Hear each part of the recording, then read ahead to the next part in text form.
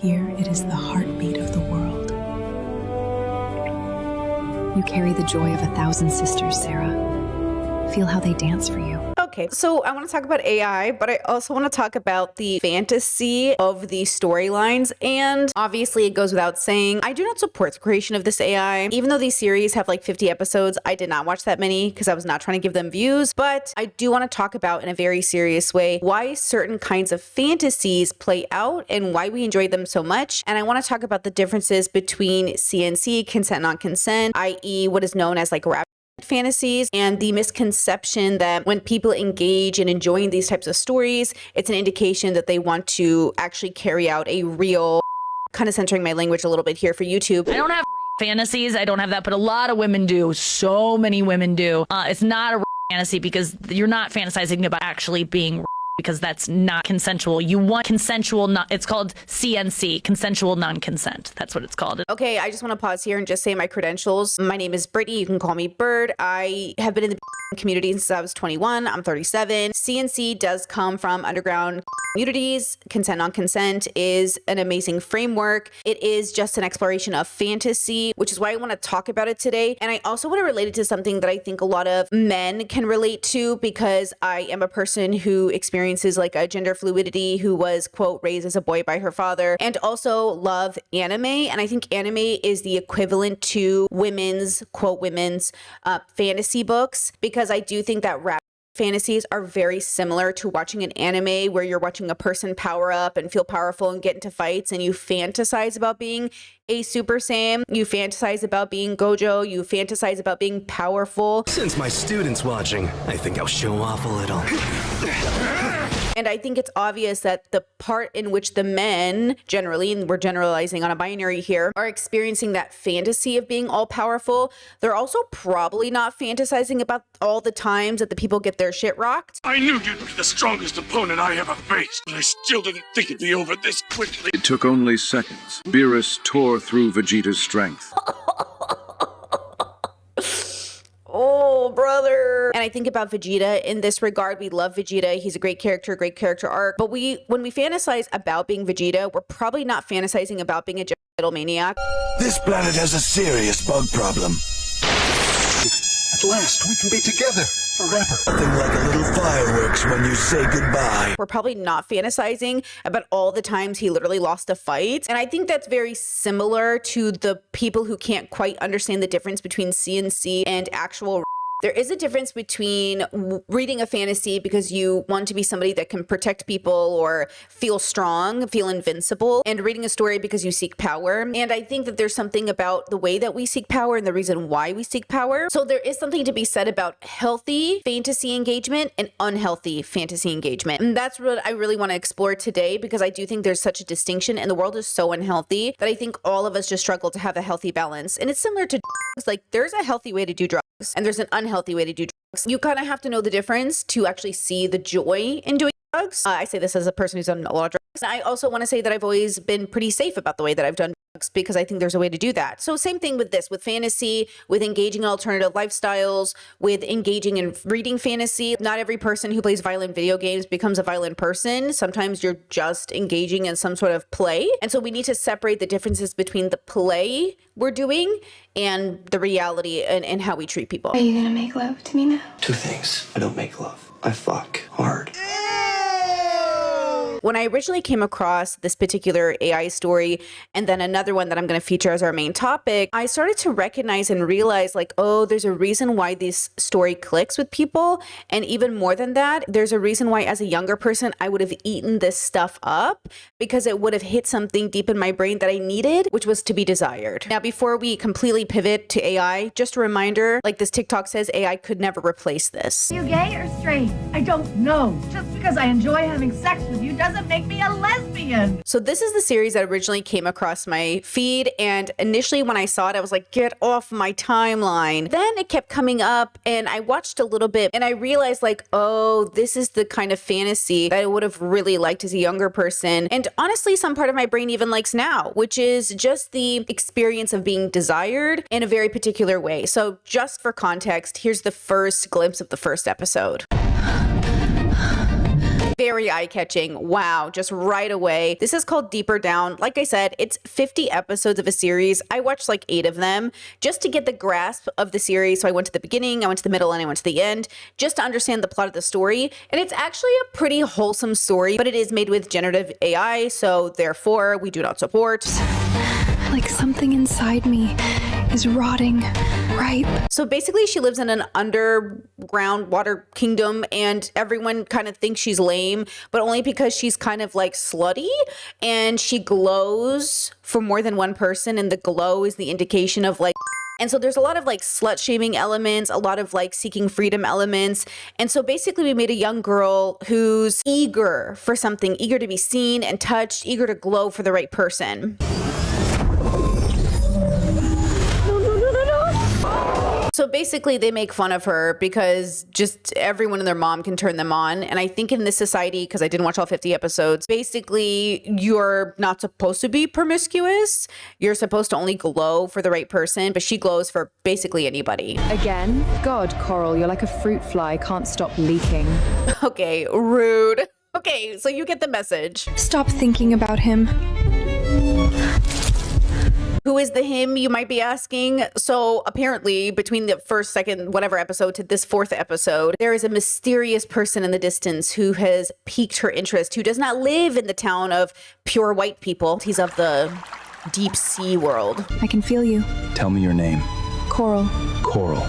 Your light tastes like something I've never had. So then, of course, the comment section was like, is she in love with a sperm? Like, okay, you know, the chat was pretty funny. Honestly, I live for chat. But this is, you know, her being seduced and her being desired and her being wanted and the mystery of like, what could happen? Who could it be? And of course, all of it is like prefaced with an amount of safety that allows the fantasy to occur. Because, you know, if we saw a man outside of our window, we would not be excited, regardless of how many TikToks you might see on the topic. And let me show you this one as an example. If this fucking man was outside of your house right now, peeking in your little fucking window, leaving your little fucking roses all over your kitchen counter that you would not let him? I would beat him with a bat. Exactly. I would beat him with a bat. What are you talking about? This is unhealthy fantasy exploration.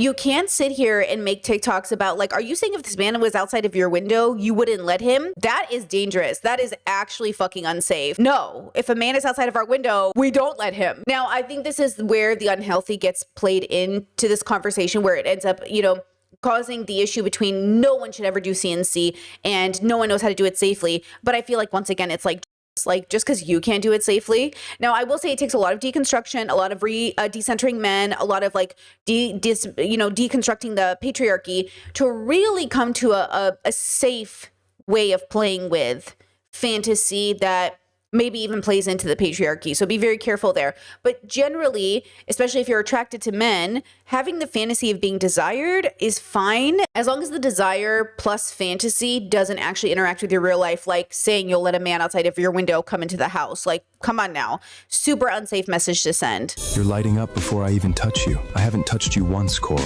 Then touch me.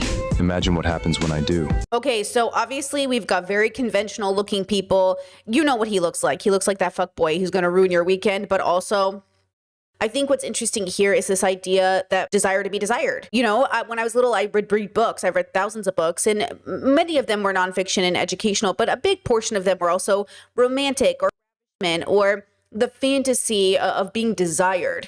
And then, of course, because we live under patriarchy, most of them are set in a heterosexual sort of framework, because ultimately, and I've heard this criticism from misogynists on the internet, they'll say, you know, if women have all this power to write the story they want, why do they always write one where a man is the top? Because we live under patriarchy and publishers aren't interested in selling lesbian fantasy. But for the record, I used to go to Barnes & Noble and I would read all the LGBT fantasy stuff. And a lot of it is always about power dynamics, because ultimately, sometimes the only way we can express desire is to add an element of power dynamic, which is why in and we talk about making sure informed consent is the forefront of your fantasy exploration. And a big part of that is enacting, negotiating a healthy power dynamic that allows there to be a fantasy role at play. Now, power dynamics in world is more or less about the positions you take, top, bottom, dom, sub, but you're all equal. In vanilla world, when we talk about power dynamics, we're talking about like a parent-child or a student-teacher. We're talking about a lack of equality. So you have to be very careful about the words we're using. When I use power dynamics in this instance,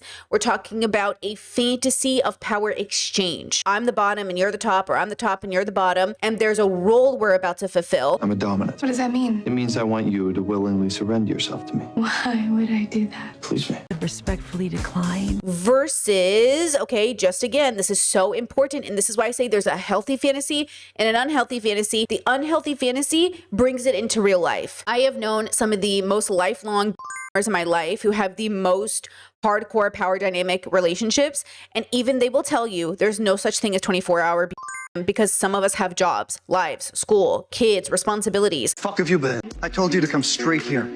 I've had people out combing the streets looking for you. I'm sorry, I don't always do as I'm told.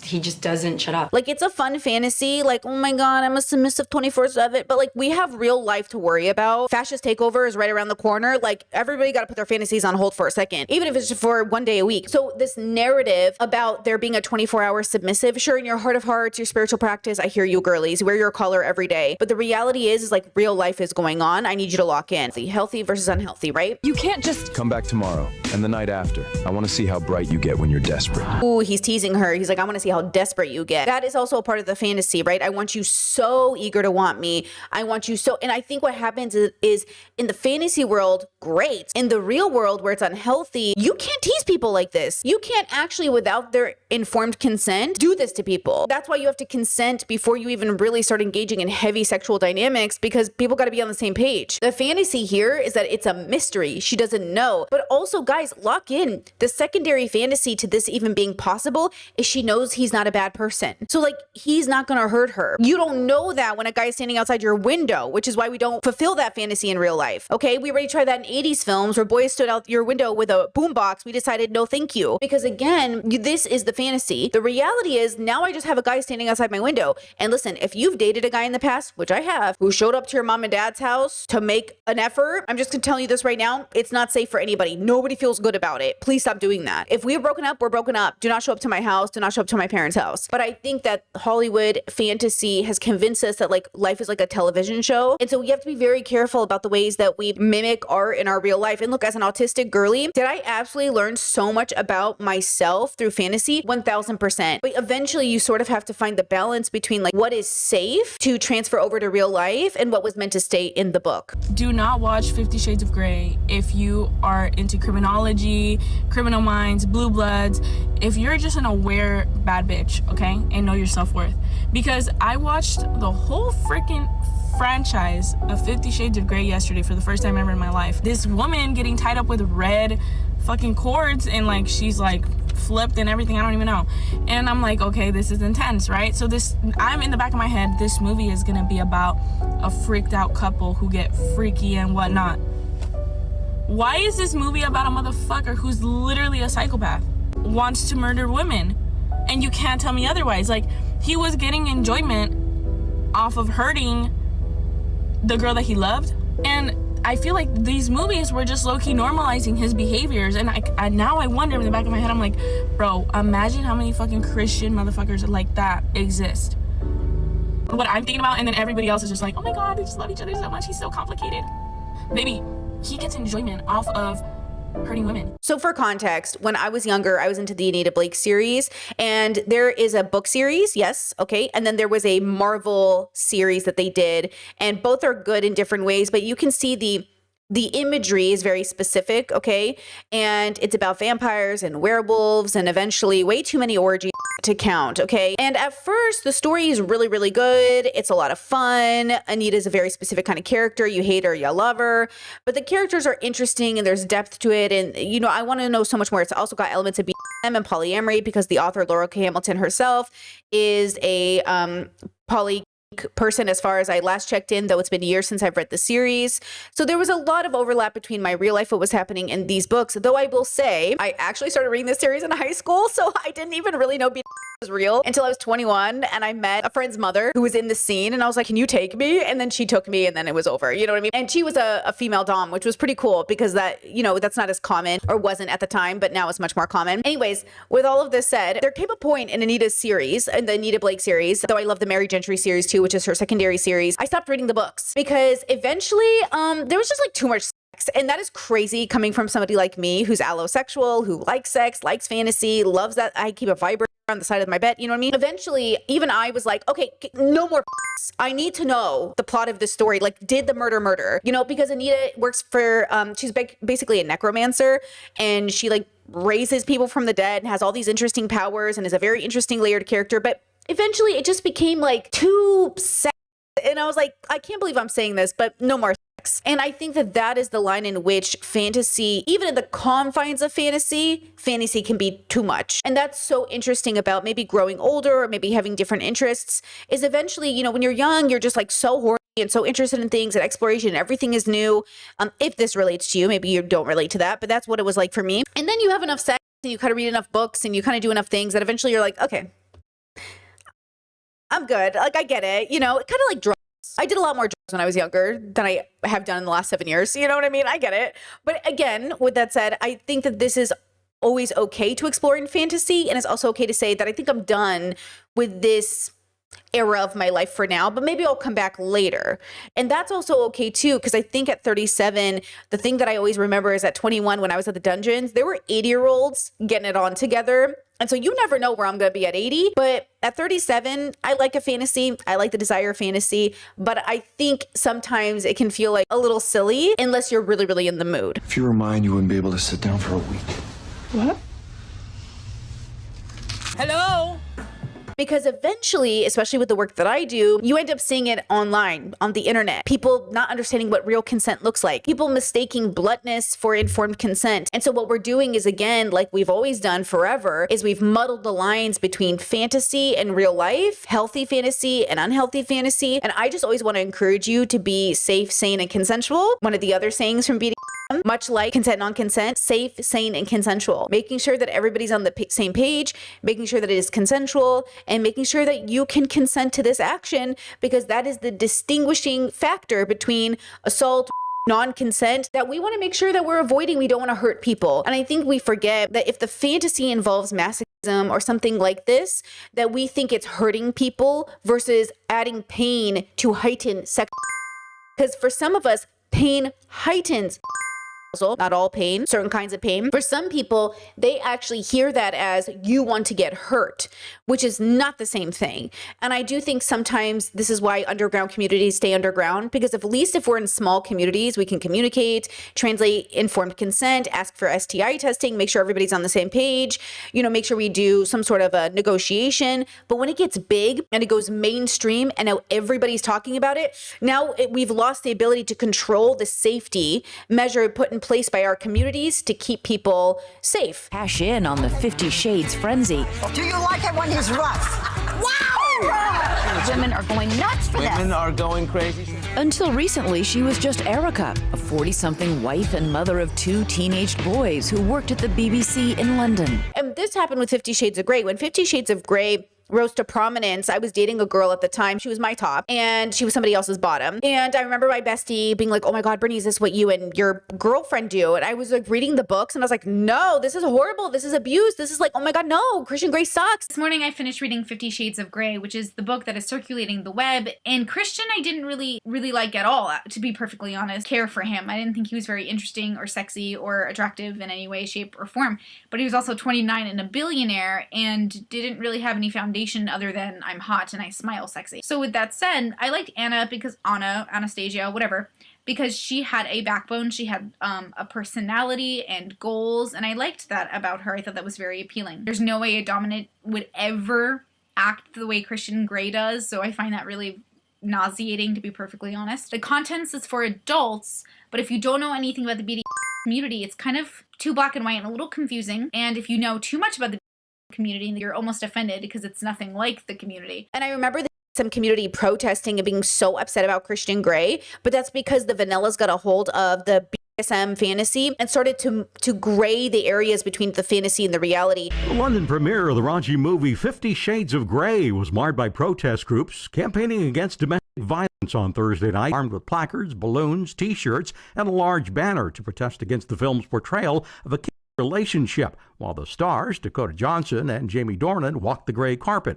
Other individuals held up placards to condemn the film for allegedly glamorizing domestic violence, with one sign reading, #BlueAboutGray, because some Annas don't survive, they're Christians. Nobody in the dungeon should be mimicking or acting like Christian Grey, because dungeons are real places. In fantasy and in books, you can have those conversations. I found that story to be not good. I did not enjoy it. I did not like it. I did not think it was good. And I will never forget that it was a Twilight fan fiction before it became 50 Shades of Grey. Then she read this, the blockbuster Twilight series by author Stephanie Meyer, which chronicles the romance between teenager Bella Swan and her vampire boyfriend, Edward. I just sat on my sofa and I just read them and read them and read them and read them. And I loved them. And then I sat down and wrote a novel. Speaking of Twilight, though, I did find a TikTok that I think encompasses some of the issues between the love triangle, the fantasy between finding the killer attractive and the reality of dating the killer. And also there is nuance to this topic, but I think ultimately, whether you're reading a Twilight or a Laura K. Hamilton or 50 Shades of Grey, what you're really reading is you're reading a fantasy of a person at the time who wrote it, who was probably experiencing something interesting in their own brain, but ultimately does it stand the test of time? I'm not sure that it does, but I'll just tell you as somebody who's read a lot of lesbian erotica, that shit is problematic. And also, I did enjoy a lot of it. So, you know, it's a balancing game. You're such a hypocrite. What, I'm not the right kind of monster for you? It's not what you are. It's what you do. They never hurt anybody. You've killed people, Jake. I'm designed to kill. I don't care. I've killed people before. Doesn't matter.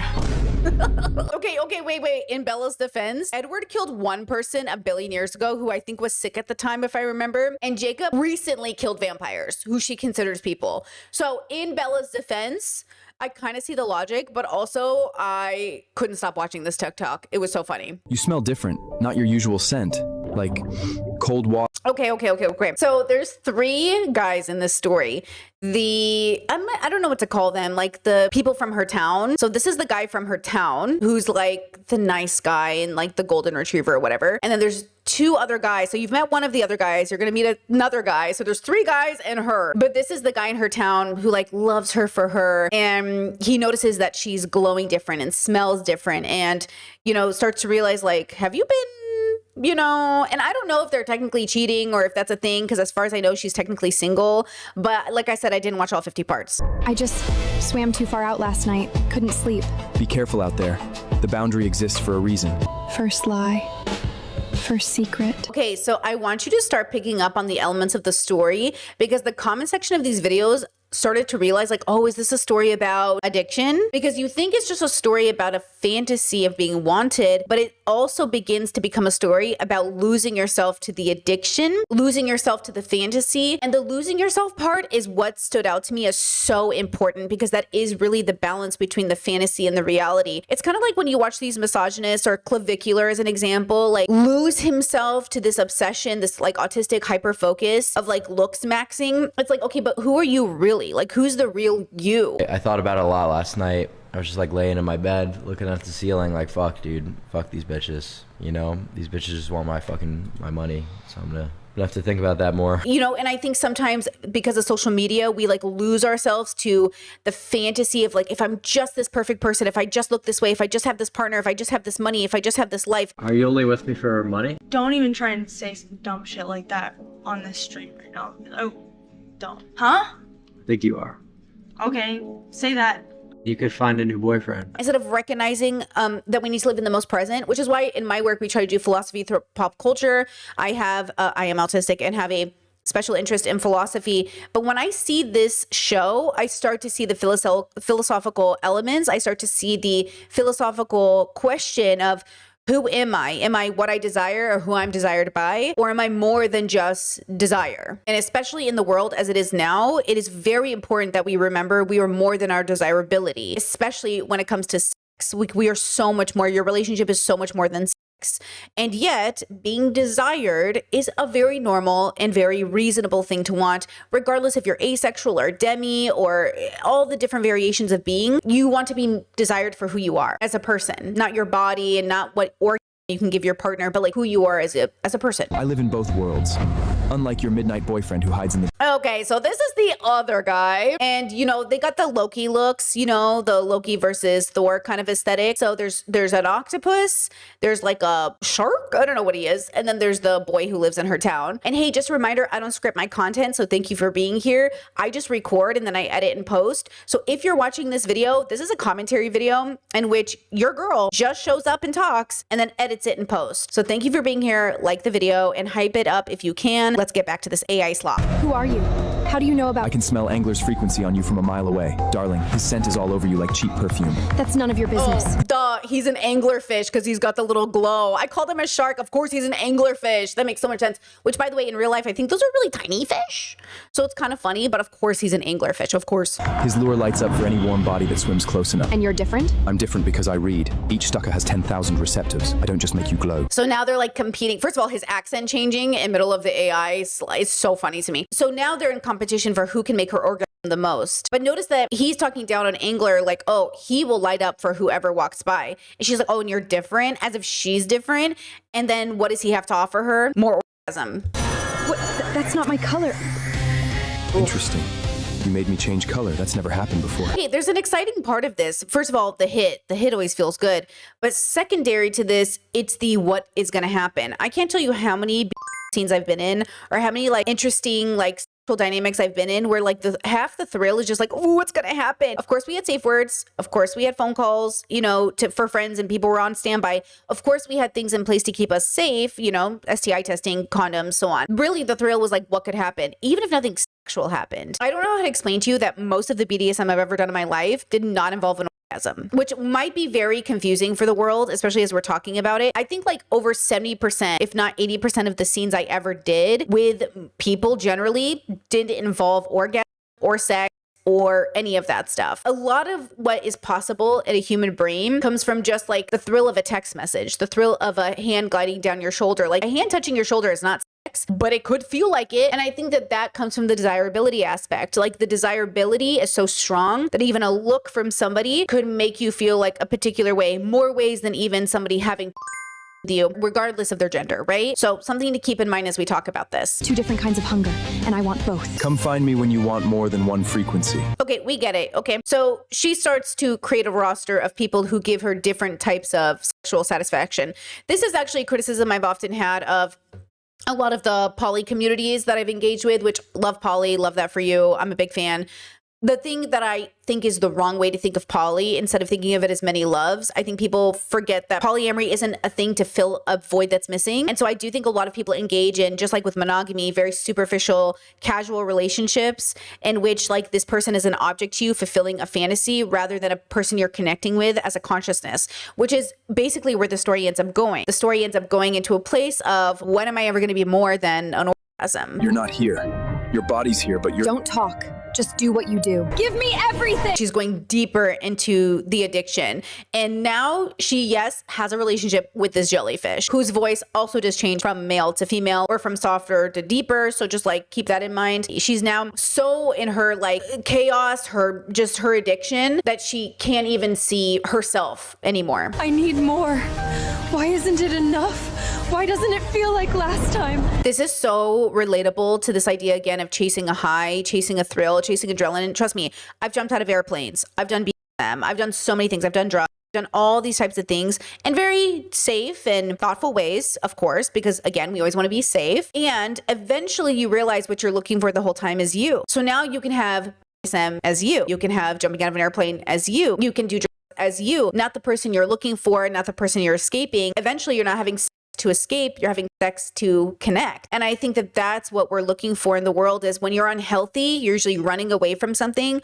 or filling a void. When you're healthy, you're actually connecting. You're actually doing drugs and being in the most present. You're actually engaging in adrenaline seeking to live in the most present and thrill of your life. You're connecting, but through sex and desire, with a real person who you value. And I think that ultimately is why I think it's so important to talk about the differences between the fantasy, the power fantasy, and the reality of wanting to become powerful enough to protect yourself and others, the desire to be desired in a healthy and consensual way, and why they're so different. So whether you're fantasizing while watching an anime about being all powerful so you can protect yourself, or in my case, just walk outside at night without feeling like a threat to my life, fantasy is a desire to be safe rather than the desire to control or hurt people. So it is interesting when you see people engage with fantasy as an excuse to say women want to be, which is ridiculous and offensive. Or you engage in this power fantasy of wanting to be the most powerful bender or whatever else so you can be the best dictator, which is not good. I had all 3 tonight, and I feel nothing. Empty. Now, just here, I want to counter any possible conservatives coming across this channel because boo.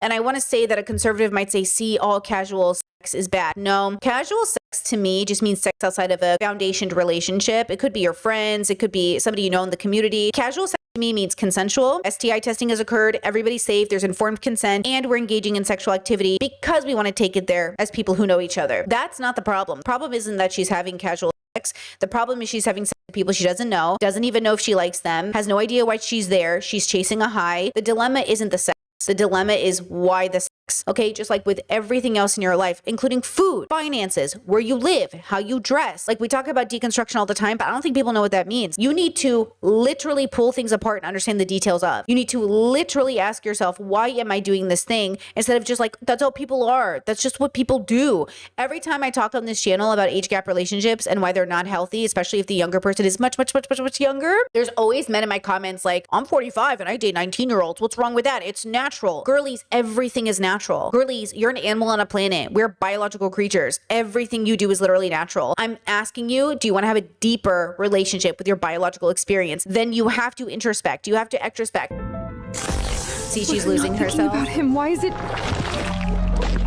I'm not choosing this. My body. This is why people said, oh, it's like a story about active addiction, maybe. It's a story about losing yourself. I've overloaded myself. My body is short-circuiting, playing back every touch without permit. I'm losing control of my own body. I look like a bruise. Okay, so you get the message. It continues forward, okay? What the fuck was that? I wanted to see if you could tell the difference. I couldn't.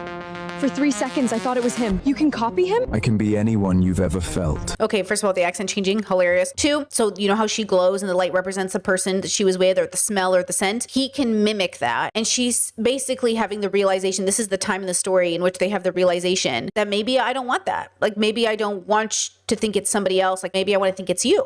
Stop! Stop! Where are you? When you're being everyone else, where do you go? And this is where in the story, regardless of gender, anyone can lose themselves to the fantasy. This is why I say everyone must deconstruct patriarchal beliefs. He has understood that he is an object. He has learned that he is nothing but how much he can make a girl orgasm. Lots of men I've met over the years, especially men who are considered pretty, have had this dilemma that I have met where I had to tell them like, you are more than your body, but they don't know that. Like they only know that they're pretty. They only know that people think they're pretty. They only know that they're pretty much good for sex.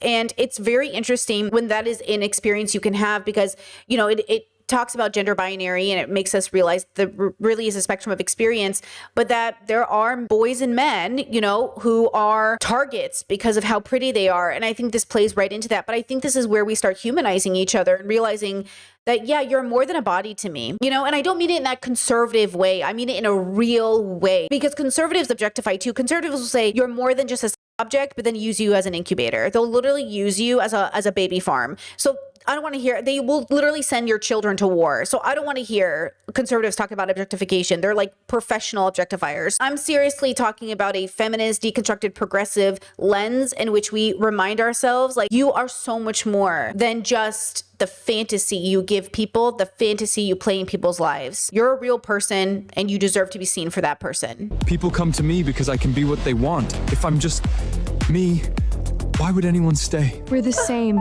We both disappear inside what other people want from us. Okay, look, I know it's AI slop and I know you're probably like, what? Listen, I'm an autistic plot girly. I'm focusing on the story right now, which is why I could read so many books over my life, even bad books, because I was like, okay, I'm gonna ignore how bad this book is, because trust me, there is the equivalent of AI slop for books. If you've read as many books as I have, you know exactly what I'm talking about, okay? And usually I get through those books by focusing on like these moments where I'm like, oh, okay, this is where the story for me goes, oh, this is interesting now. And again, the videos I'm showing you are the videos that I've seen. I didn't watch anything else in this series, so I don't know what happened, but just this in particular stood out to me as, okay, this is a story about actually recognizing that people are more than okay, right? If I stop being useful, who am I? Angler steals my light, Siphon dissolves my borders, and Octavian has no self to offer.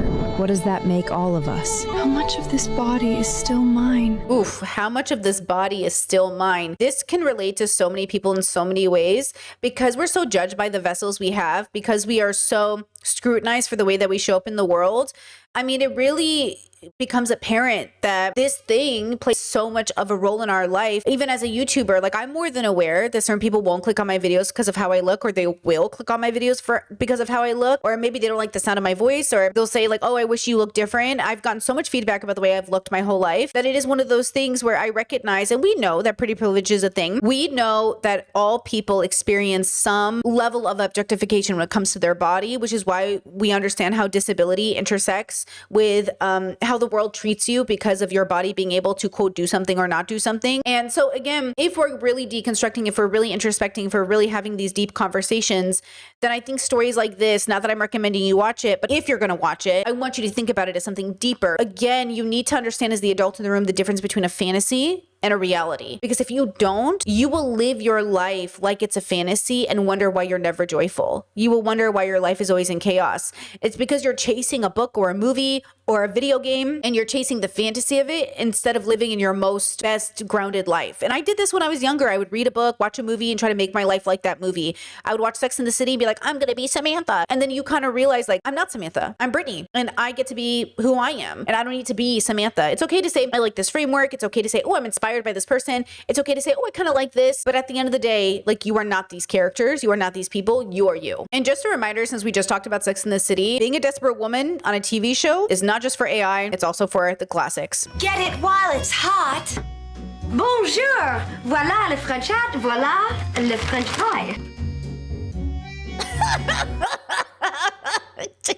This is what... That was one of my favorites. That was one of my favorites.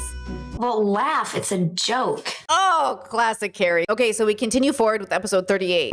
Coral, can you hear me? So now she's been trapped by her desire. I can hold them, not long, but enough.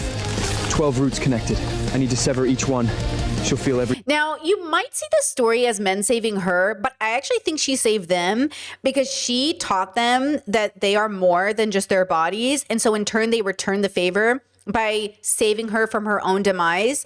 But ultimately, it took a woman to have the realization to liberate these men and herself from the situation. So yes, they need each other, but also they never would have been able to realize to save her in this moment if she hadn't also exposed to them that like they are more than their robotness. She is mine.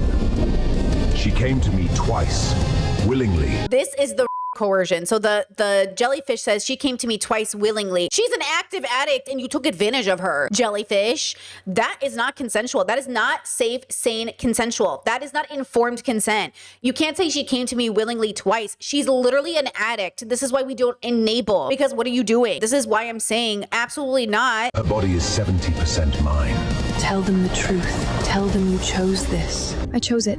Every single time I walked in, I said yes, I wanted it. But choosing it something once doesn't mean I chose it forever. Why? Exactly. Choosing something once doesn't mean I choose it forever, because consent is an ongoing conversation. I did this to myself. Every mark, every thread, every color that is... Okay, I would say that she, because of lack of education, made decisions that were not in her favor. But again, we don't want to victim blame through this process. But sometimes we can find it empowering to say, if I did this to myself, I can get myself out of it, which I think can be empowering. So without victim blaming, we can take responsibility. And also, past a certain point, girl, you might just be too in it. So at that point, you do need the community to rally, because look, we never do anything alone, right? I invited it, so I'll uninvite it. On my own terms. See, I'll uninvite it on my own terms. Let's go, girl. You never tried to change me. Wait for me. Give me 3 days. Alone. No one comes. When I come back, She's gonna go meditate in the like mountains of the sea and find herself to combat this addiction, this obsession. And then she's gonna bless everybody with their own humanity. So now this is episode 42. I have to go back in. Not to be consumed, to take back what's mine. We missed your taste. You want my light? Take it all! Too much! Stop! We cannot! She killed the jellyfish, okay? So she's taking back her power, which I do think can feel really, really good, especially as somebody who's gone through like toxic relationships or ups and downs or the fantasy of being consumed only to realize you're being turned into an object. Okay, right? Let's skip forward. Your back is clean now. I used to see my name there. It was never your name. It was my need wearing your color. Ooh, it was my need wearing your color. Like there's something about these very horribly written AI that I'm like, And look, I know girls, you're saying, Brittany, this is AI, it sucks. But just a reminder that this is Hallmark and this is what I grew up with. This is a recent movie, but let's compare the dialogue for a second. Sis. Flat white with oat milk and 2 sugars. How did you know my coffee order? Come on, isn't that the typical big city order? Just in case, I want to return the favor. Small drip coffee with 2 creamers. Simple and classic. I like it. Oh no, a mistletoe. Oh my God. Honestly, girl, give me him any day. Was there ever a moment you glowed because of me?